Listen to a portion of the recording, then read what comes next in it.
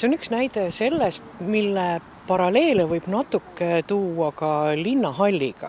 Et kui ikka linn võtab ühe maja ja tähtsa maja ette, siis lõpuks tulemus on ka olemas.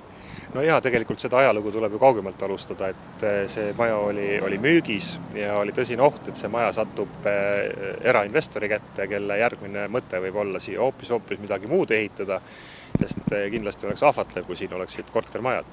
Aga tõesti, tookord linn sekkus, ostis selle hoone välja ja tänaseks on ta ka põhjalikult renoveeritud, korda tehtud ja ma arvan, et spordisõpradele ja sportlastele on sellest ainult rõõm. Ja loomulikult ka linlastele, sellepärast, et siin hakkavad ju päris võimsad ja normaalsed võistlused käima. No siin on juba teada, et siia tulevad tõesti võrkpallis juba väga suured Euroopa mängud sisse, et see maja on juba kasutuses, ka täna õhtu siin saab olema üks Eesti meistrivõistluste korvpalli poolfinaali mäng, nii et kahtlemata kasutuseta see maja ei jää ja hea meel on selle üle, et kui ka sportlased on selle tehtu üle rahul, mis kõige tähtsam pallimängude juures, et nad oleksid rahul põrandaga ja tundub, et see ka niimoodi on. Teil on korvpallimärk rinnas, mida see näitab?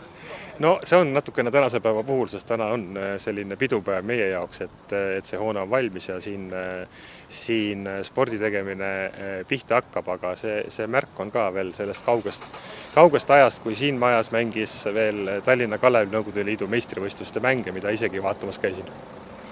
Nüüd rahalises mõttes kõik sellised objektid on väga kallid, eriti veel, kui nad on muinsuskaitse all, mida nüüd Kalevi spordihall on. Et siin tekib see küsimus mõnedel ilmselt, kohe ütlen mitte minul, et tasub siis ära linnal panna raha mõnede sportlaste huviks mängu?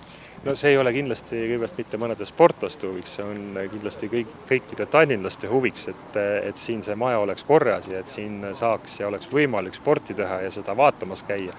Aga see maja on sellise ajalooga, et ma arvan, et siin ei saa küll lugeda neid eurosid, et kui palju siia kulub. Et ma arvan, et minu põlvkond ja vanem põlvkond on kõik suured spordivõistlused siin ära vaadanud ja kaasa elanud väga erinevatele võistlustele, ka sellele, kuidas Eesti on mänginud korvpalli Ameerika Ühendriikidega, nii et need on olnud kõik suured võistlused ja ma arvan, et need on seda väärt, et see ajalugu oleks alles.